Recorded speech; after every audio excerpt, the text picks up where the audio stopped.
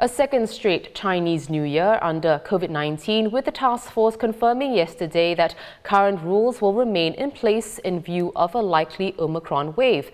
Gatherings have been capped at 5 since November, and households are allowed to receive up to 5 visitors a day, and visitors should limit themselves to 1 visit a day. For CNY 2021, every household could have up to 8 visitors with a maximum limit of 2 household visits each day. And even when a family gathered at a restaurant, multiple table bookings were not permitted.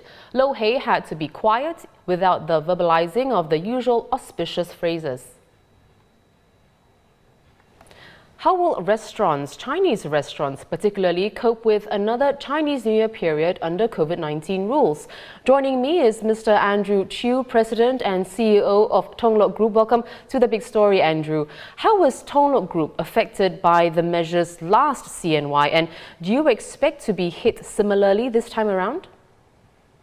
Well, last year we were able to accept up to 8 people in a group, right? But then on the second week onward, there was restriction or news about outbreak. So people started to get worried about their own safety.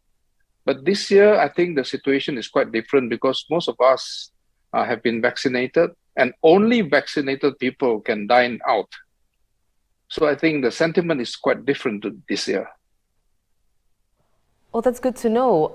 Andrew, aside from, of course, groups of families and friends, restaurants also host corporate gatherings pre-COVID-19. Last year, companies weren't allowed to organize gatherings or activities like Lo Hei. So what has losing this segment of your customers meant for TungLok?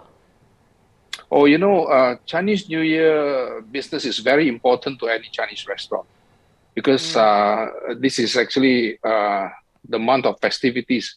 It is not just 15 days. We are talking about 3 weeks at least.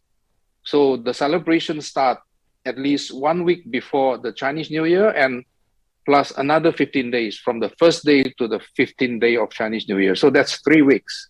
And it is a very important source of income for Chinese restaurants. Well, Andrew, besides, of course, being the CEO and President of TungLok Group, you're also on the Management Committee of the Restaurant Association of Singapore. How do you see 2022 panning out for restaurants here?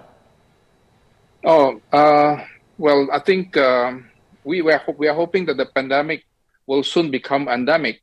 And as the government has keep assuring us that we are still on track to living with COVID. I see that F&B scene will definitely recover, but we don't know when exactly it will. But I think we are on track, even with Omicron, making its way to create a problem for us again. The good restaurants in Singapore are still doing well, and you can see there's a chock-a-block of bookings at good restaurants around the island. Well, all the best to you, Andrew, in the new year. Andrew Tjioe, President and CEO of TungLok Group.